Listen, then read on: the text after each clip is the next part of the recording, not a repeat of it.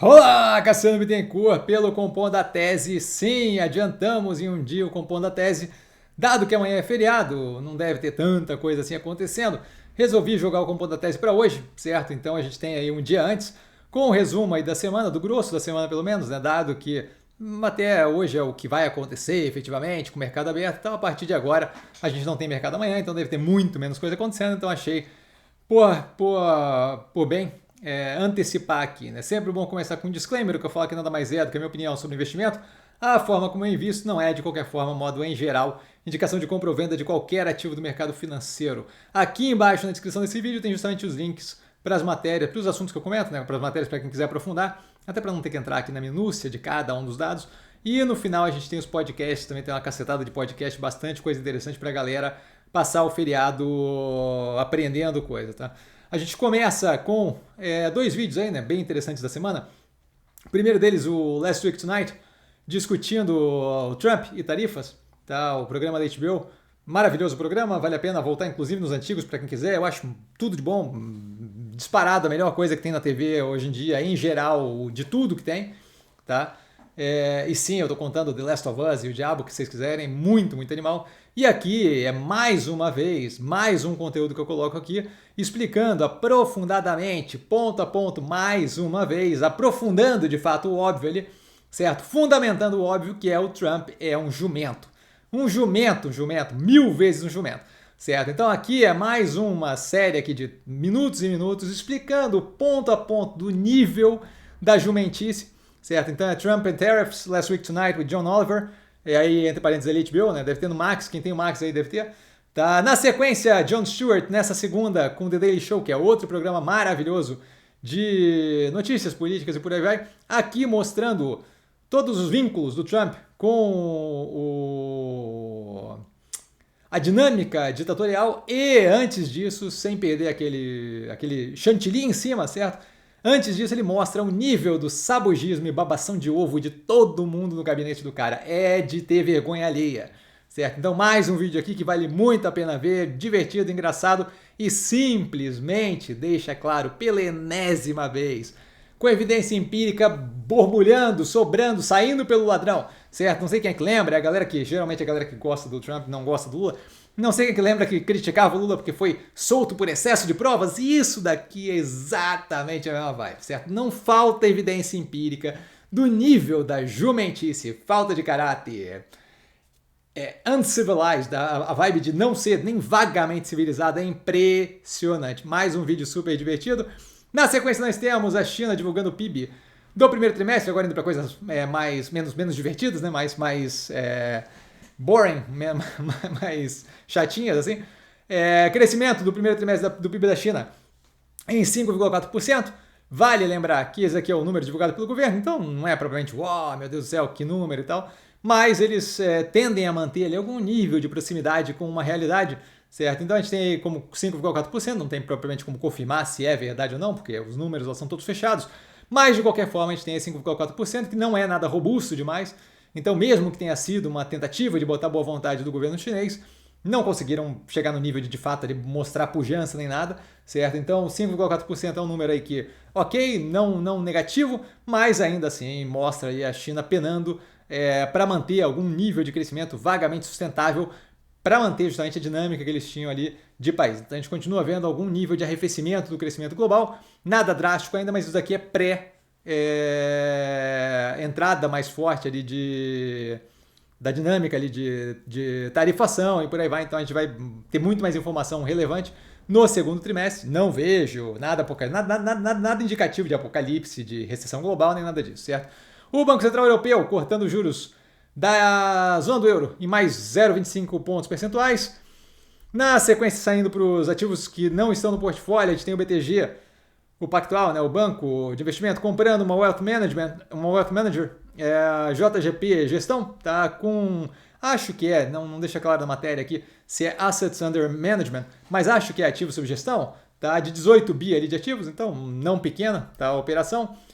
Na sequência, temos a Melius concluindo, aspas, estudo para ampliação da aspas, estratégia de usar Bitcoin na tesouraria. Uma péssima ideia. Algo que não faz absolutamente nenhum sentido, dado que Bitcoin não tem qualquer fundamentação como investimento, é pura e simplesmente Greatest Fool Theory, certo? A teoria do último trouxa. Então, basicamente, Bitcoin funciona na base, não tem nenhum tipo de função social nem nada disso, basicamente funciona na base do eu compro na expectativa de que alguém pague mais caro depois por essa mesma coisa que é basicamente um token que não quer dizer lufas, certo? Então não faz qualquer sentido. Isso aqui, eventualmente, vejo backfiring, vejo isso aqui, tiro no pé eventual na Amélios, que já não é uma operação que está num caminho muito positivo. Tá, Hidrovias do Brasil fechando o aumento de capital em 1,17 bi de reais, deve auxiliar bastante na redução da alavancagem. Redditor vendendo participação da GSH, participação modo de falar, né? Porque vendeu 98,5%, basicamente a operação toda. Certo? É uma rede especializada em hemoterapia, terapia celular e medicina nuclear. Sim, eu tive que ler, porque não vou decorar isso de jeito nenhum. Para a CVC Capital Partners, que não tem nada a ver com a CVC, a operação de turismo, tá? Aqui no Brasil. E isso daí, incluindo ali endividamento, a divisão aqui tá na matéria aqui, tá? Mas basicamente ela vendeu a operação e vai continuar prestando, a operação da GSH vai continuar prestando serviço para a Redditor. Eu comento aqui o que é uma venda ali de relevância, certo? 1,6 bi não é pouco dinheiro. Petrobras anunciando finalmente redução no diesel 3,38%, que justamente é aquela contratação de deflação que a gente tinha, como eu tinha comentado várias vezes, da redução do petróleo, dado justamente as primeiras matérias que eu botei aqui, a do Trump ser um jumento e por aí vai, então aquilo ali acaba refletindo negativamente no preço do petróleo, por conseguinte, contratando redução nos preços. Redução dos preços ou redução no crescimento dos preços, como vocês quiserem falar. Tá? Na Asas, agora acabou de sair, a gente tem, além do Jataí e do Birman, com assessoria jurídica para discussão ali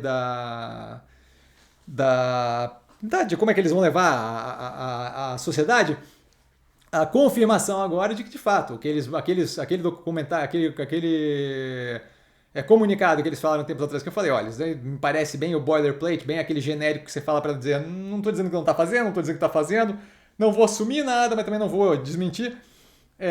Confirma que aquilo lá não queria dizer nada, certo? A gente tem aí agora asas por incentivo dos conselheiros independentes para justamente defender, proteger o interesse dos minoritários e do consolidado como um todo, contratando também assessoria jurídica, então 3 assessorias jurídicas no meio, para poder lidar com a questão da possível separação, mudança na governança ou qualquer diabo que seja decidido ali entre eles dentro da asa, mas claramente, a gente tem uma questão ali sendo discutida, então ficou agora mais claro do que nunca que aquilo ali não é uma balela, não é burburinho nem nada disso, de fato tem alguma coisa acontecendo ali dentro.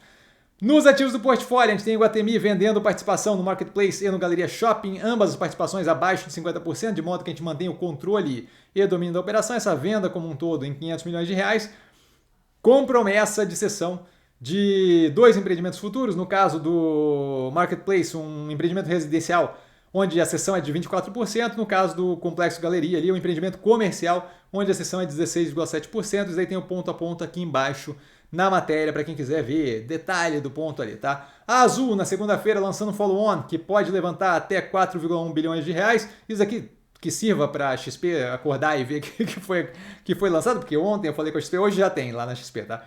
Não está na área de subscrição, mas está na área de ofertas públicas.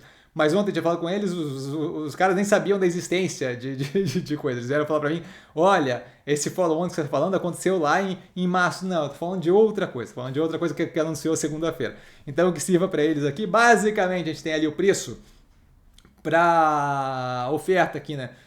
Que vai até 44% do total de ações. Aí, como está definido isso, está meio confuso ainda. Mas o máximo ali que pode atingir, né? 44, alguma coisa por cento da posição total. Por ação, você tem o preço de R$ 3,58 para fazer a subscrição. Na sequência, você recebe para cada subscrição feita um bônus de subscrição com o direito de execução nos 3,58 entre 15 de novembro e 15 de dezembro de 2026. Tá? Então, acho interessante a operação como um todo. Devo fazer a subscrição entre hoje e amanhã, tá? O pedido de reserva. Tá? Estou justamente fazendo aí movimentos para poder levantar capital, porque ainda tem a reserva da Minerva, que também vai ser uma alocação considerável de dinheiro. De modo que estou fazendo em movimentos, mas essa daqui deve ser feita assim que for feita. Hoje, por exemplo, foi liquidado ali 15% de Ocean Pact justamente para levantar capital para essa quantidade de subscrições que estão acontecendo. Assim que for feito eu aviso no canal. Mas de qualquer forma vejo como positivo e tenho seleções no canal explicando por que eu vejo como positiva mesmo o preço a mercado estando abaixo dos 3,58. Na sequência nós temos um evento maravilhoso, a Mobile recebendo a proposta de até 100% das ações por 68 centavos pela família fundadora da Tokstok. E aí na sequência ontem de noite a gente vê o motivo do porquê que eles estão nesse desespero para retomar o controle da Tokstok. Ontem à noite, a gente tem ali a divulgação de que a Mobile descobriu, ele tropeçou num pagamento sem sentido nenhum desde 2013 de plano de saúde para ex-conselheiro, familiar, agregado, gato, cachorro, passarinho, todo mundo envolvido, a grande família com 40 anos de sucesso na Tokstok. Então assim, claramente sangrando a operação para benefício próprio, certo? É o que estava acontecendo antes. A Mobile, diga-se de passagem, vai cobrar aquilo ali de volta na operação, que vai ser lindo, certo? Nada que um processo, nada que um litigioso não resolva, mas a Mobile foi atrás, ali, a Mobile hoje em dia toque, né? Foi atrás para cobrar isso daí e, olha, eu não acho que é uma certeza. Tá? Mas quando você geralmente encontra uma coisa feita escusamente desse jeito, geralmente aquilo ali é a ponta de algo maior. Então isso daqui gera pra gente uma melhoria na operação, uma redução de custo. Agora eles imaginam que eles devem passar um pente fino em tudo quanto é conta da Tokstok e olha, se o passado ajuda a informar o futuro, eu imagino que a gente deva achar mais coisa. E isso daí, positivo para a operação, que pode ter mais redução, queima o filme daquele bando de maluco que está pentelhando, justamente para, imagino eu, para tentar esconder esse tipo de operação. Tá? E abre justamente espaço para melhoria na qualidade operacional do grupo como um todo, dado que agora a gente não tem que sustentar uma família que estava sangrando a operação por benefício próprio. Certo? Então, muito positivo. Explica claramente o porquê do desespero deles em fazer matéria, e fazer oferta e por aí vai e vem. Hoje terminou acho 7% para cima a operação porque queimou bonito o filme daquela palhaçada ali. Guararapes, pensando, avaliando ali a possibilidade de venda da parte da Midway, certo? Do Midway Malls. É uma operação que rende bem para a empresa, mas tem um tamanho pequeno, vejo como positivo, isso daí vindo de fontes, então nada garantido. A Guararapes fez um comunicado, mesmo boilerplate sempre, certo? Não tem nada assinado ainda, sim, a gente sabe. Se tivesse alguma coisa assinada, teria divulgado, então a gente sabe que não tem nada assinado, e aí fala, a gente sempre está avaliando possibilidades. Sim, aquela mesma balela que nego copia e cola o tempo todo. Sim, a gente sabe que você não pode falar, mas que é possível que tenha, então você não vai negar outright, né? Não vai negar efetivamente. Isso daqui vejo como um movimento que pode liberar caixa para as partes mais relevantes, como aumento de carteira, de crédito, investimento mais forte na parte de moda. Então vejo como zero problema se for a escolha da gestão, super alinhado com a tese de investimento. Na outra linha, a MRV, também com movimentos aí de reestruturação. É engraçado que a gente escolhe operações que têm movimentos fortes de reestruturação, de foco na estratégia, por aí vai. Eu acho bem positivo isso. A gente tem a MRV querendo vender 1,4 bilhões dos 2,6 bilhões de land bank que eles têm até 2029, então planejamento aí para vender sem desespero, mas reduzir o tamanho da operação, enxugar a operação para trabalhar mais asset light, ali, com menor carregamento de terreno, menos capital alocado e poder justamente ter uma continuidade de um crescimento mais mirado ali no ganho, geração de caixa e por aí vai. Isso daqui pode vir a trazer maior distribuição de capital. A gente viu isso acontecer com a Melnick, certo? Tinha capital ali sobrando, não tinha o que fazer, jogou para os acionistas. Mais do que isso, a operação trabalha mais magra e isso daí acaba sendo mais positivo para as contas da empresa. Menor necessidade de carregar todo aquele capital alocado ali que pode ser distribuído para outras iniciativas ou até distribuído para os acionistas. Além disso, eles estão justamente trabalhando aí a Resia, certo? Para deixar ela bem bonitinha, para poder justamente ter eventualmente um spin-off com entrada de investidor estratégico. Basicamente deixa a Resia menos alavancada com aquele plano de enxugamento da estrutura de capital da empresa, que já está sendo feito, certo? O plano ali no total, foi explicado na análise passada, o total ali de venda de 800 milhões de dólares em empreendimentos, terrenos e por aí vai. E aí ela ficando bonitinha e pouco alavancada, eu justamente jogo a mercado com a possibilidade de tirar ela debaixo da MRV, separá-la da MRV, fazer um spin-off. Eles fizeram isso daqui bem sucedidamente com Banco Inter, Log, Banco Inter, Log, Teve mais uma? Agora já não lembro se teve mais uma, mas seria mais uma possibilidade aqui de fazer isso, certo? Fizeram anteriormente, super funciona, e aqui daria ali a possibilidade da Resi trabalhar sozinha, é uma operação que trabalha bem diferente da MRV, acaba complicando a cabeça da galera que analisa e tem dificuldade com investimento, e eu digo os analistas de banco e research e tal, que não conseguem avaliar as coisas de forma crítica e tal, mas complicou demais para mim, trava a cabeça, certo? De modo que daria para ser avaliado ali separadamente, certo? A Résia da MRV, que facilita bastante a compreensão do quão positivo é a operação como um todo. Passando aos podcasts, temos aqui alguns exemplos dos efeitos que estão tendo da tarifação e desse momento de insegurança nos Estados Unidos em negócios americanos. Tá? Então a gente começa com o The Daily do New York Times, falando de um negócio de pequeno porte, de uma empreendedora sozinha e tal, nada demais assim, mas o efeito está tendo nela, certo? Her business was thriving, then came the tariffs. Na sequência nós temos o Odd Lots, aí com uma operação mais startup, tecnológica, um pouco maior e também com efeitos da tarifação, certo? Então falando ali de uma fábrica, de uma empresa que quer fazer fogão, que basicamente funciona como uma bateria interna para casa. Eu já mandei matéria, já mandei podcast assim, dessa empresa aqui no canal, porque a dinâmica toda é muito interessante. Basicamente você teria o fogão, o appliance ali, certo? Funcionando não só como fogão por indução, mas também funcionando como fogão por indução e ajudando, auxiliando nos momentos de maior demanda de energia, como uma bateria para casa como um todo. A ideia toda é genial, animal, e como é que eles estão lidando com a questão da tarifação, tá aí a capacidade que teria ou não de fazer manufatura nos Estados Unidos, certo? Então, what an American stove maker wants you to know about US manufacturing. E aqui é do Odd Lots da Bloomberg. Tá? Na sequência, o What Next TBD do... What Next TBD, eu não lembro agora de quem que é, Slate talvez? Tá, mas What Next TBD, falando do como a tarifa do Trump tá acertando o que eles chamam de reino do cogumelo, que basicamente é a Nintendo, certo? Porque tá afetando ali o Switch 2, né? O joguinho ali, o Switch 2 que estava para ser lançado agora e agora tá num negócio ali meio tenso nos Estados Unidos. Então, mais um negócio agora de grande porte sendo afetado pelas tarifas. Então a gente tem aí 3 casos diferentes que dão uma cancha, assim, uma ideia de como é que é mais ampla, assim, de como é que está sendo afetado aquilo ali. Então, Trump Tariffs, Hit Mushroom Kingdom.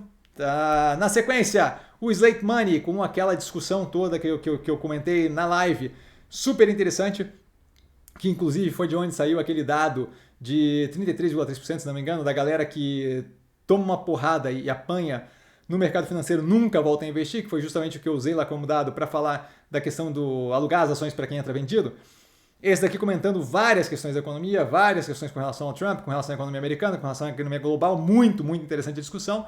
Tá? E o nome é The Economist One Guy Problem, que é o problema da economia com o problema daquele cara, que é basicamente falando do Trump, tá? Pelo Slate Money, muito, muito, muito top isso daqui.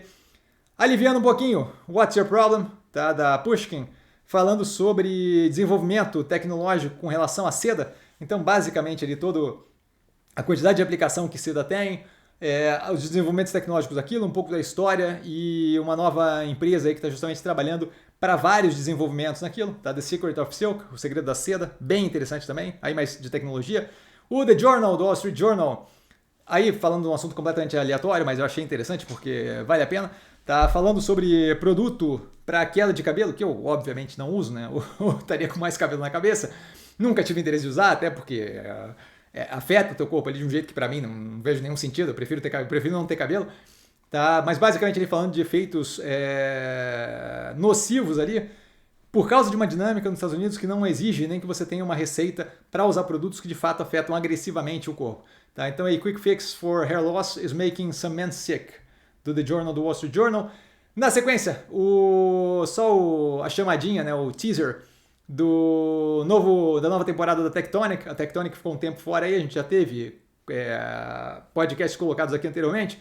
Essa daqui é a nova temporada falando sobre as novas armas de guerra. Vai ser animal. Tô doido pra ver essa temporada, tô doido pra que comece. Tá? O nome é Coming Soon, né? Do tipo, vindo logo.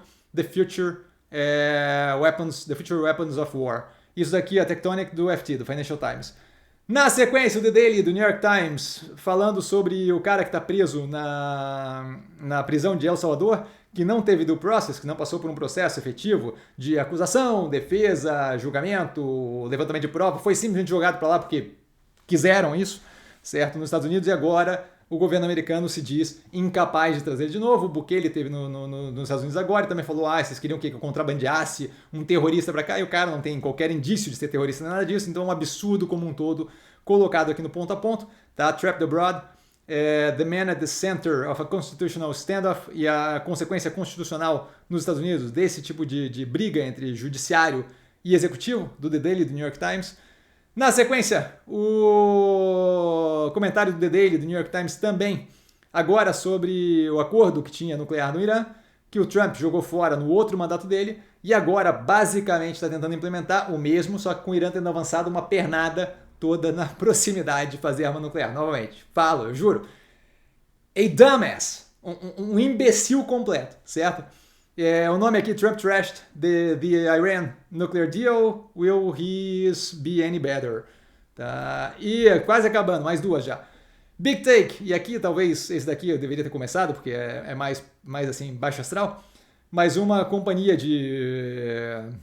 os problemas de uma companhia de borracha na África, e aí envolve de abuso sexual, a estupro, ao diabo a quatro, certo? Mas eu acho que é o tipo de coisa que a gente não pode simplesmente fechar a cara e fingir que não vê, certo? Mas falando ali justamente da dinâmica negativa de um segmento produtivo na África, que simplesmente atrocidade atrás de atrocidade, tá? Eu acho que é relevante ver esse tipo de coisa. A gente às vezes fica muito fechado no nosso mundo e acaba não abrindo o horizonte, vendo que tem gente passando por uma quantidade de coisas bem piores, certo? Então, o Big Take da Bloomberg, com o nome aqui do episódio, A Rubber Company Supplying Top-Tier Makers, Faces Troubling Accusations.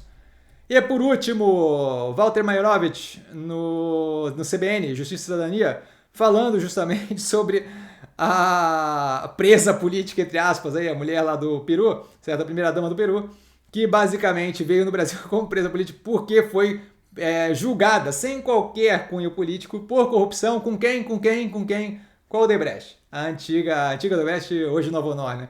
Mas quando era Odebrecht. Então, basicamente, fez caixador de campanha. Obviamente, este governo atual acertou e abraçou ela como para asilo político aqui.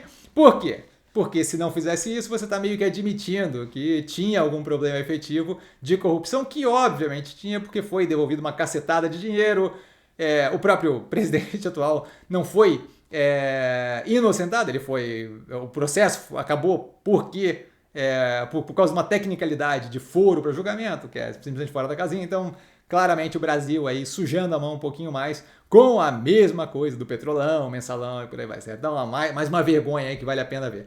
Por hoje, ficamos por aqui. Precisando de mim, tô sempre no @investircomsim. Só ir lá falar comigo, não trago a pessoa amada, mas tô sempre tirando dúvida, e vale lembrar que quem aprende a pensar bolsa opera com um mero detalhe. Um grande beijo a todo mundo e nos vemos aí possivelmente no sábado com a Romi, certo? A Romi já divulgou o resultado abrindo da temporada de balanço, divulgou o resultado do primeiro trimestre, então é possível que a gente tenha ali a Romi, talvez um outro ativo, mas a princípio só a Romi no final de semana para a gente só começar a esquentar devagarinho o primeiro trimestre de 2025. No sábado que vem, se esse agora o que vem, a gente tem o aquecimento do primeiro trimestre de 2025 e aí sim a gente começa a engatar forte em tudo que é análise. Valeu, galera, beijão!